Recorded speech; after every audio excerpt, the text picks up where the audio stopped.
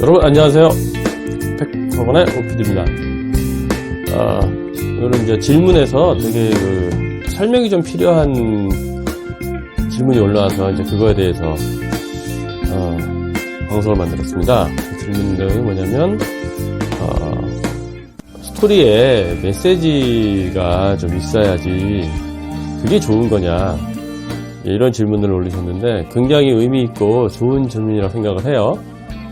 이 학생 같은 경우는 이제 그 메시지나 어떤 사회적인 문제, 나름의 어떤 철학을 좀 담기는 그런 스토리를 짜고 싶어서 이제 노력을 했는데, 그렇게 짰더니 재미가 없더라 이거죠. 지루하고. 이건 아주 당연한 겁니다.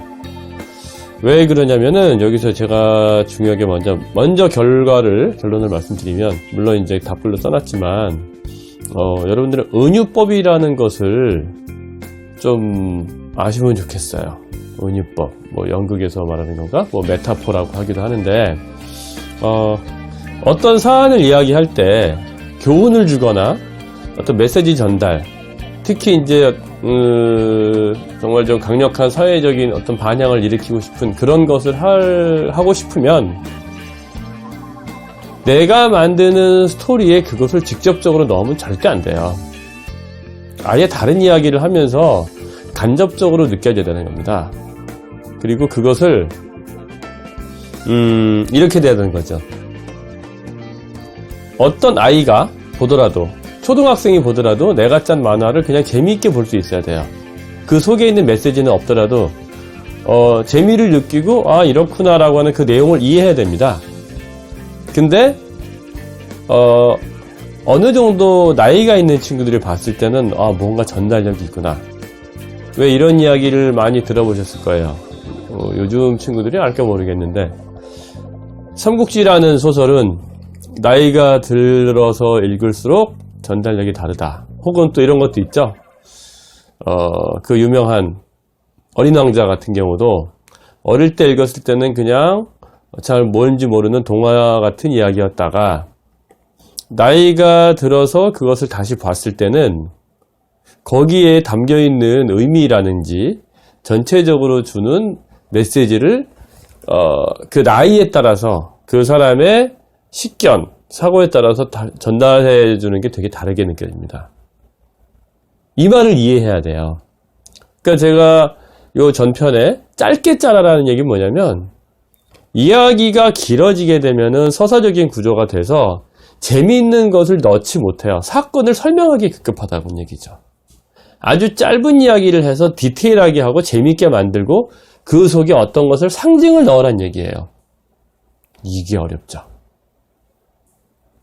이게 정말 어려운 거고, 이것을 가르쳐 주기가 참 어렵습니다. 왜냐하면 개념으로는 이해를 해요. 무슨 말이구나 라고는 이해하는데, 이 만화라는 것이 수학이나 이런 이과적인 공식으로 만들어지는 게 아니잖아요. 예능이고 어떤 인문학적인 것이기 때문에 그 학생이 가지고 있는 인문학적 소양이 얼마나 많은가에 따라서, 쉽게 말하면 얼마나 많은 책을 읽었고 많은 영화를 보면서 머릿속에 재밌는 소스를 만들어낼 수 있는 소스를 갖고 있냐, 재밌는 이야기를 풀어낼 수 있는 소스를 많이 갖고 있냐는 거죠. 그러니까 인풋이 얼마나 들어가 있냐 이거예요. 그래야지 어떤 사안을 가지고 어떤 주제를 보고 그것을 이러이러한 소재를 가지고 풀어내면 재밌겠다, 거기에 나는 이런 내용을 넣어야지 라고 할 수 있는 거죠. 그러니까 소설을 많이 읽은 친구들은 스토리를 잘 짤 수밖에 없다라는 겁니다. 인풋이 없는데 어떻게 아웃풋이 나와요. 그러니까 여러분들은 어떻게 해야 스토리를 잘 짜죠? 라는 것을 묻기 전에 여러분 자신이 책을 얼마나 읽었는지 이거를 한번 돌이켜보세요. 감수성이 좋은 친구들은 책을 적게 읽었어도 감수성으로 승부를 보는 경우도 있습니다.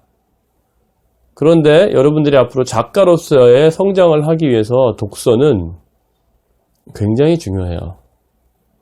한두 번 시험 보고 끝나는 인생이 아니기 때문에 여러분들이 만들어내는 어떤 작품에도 큰 영향을 끼칠 것이고 하니까.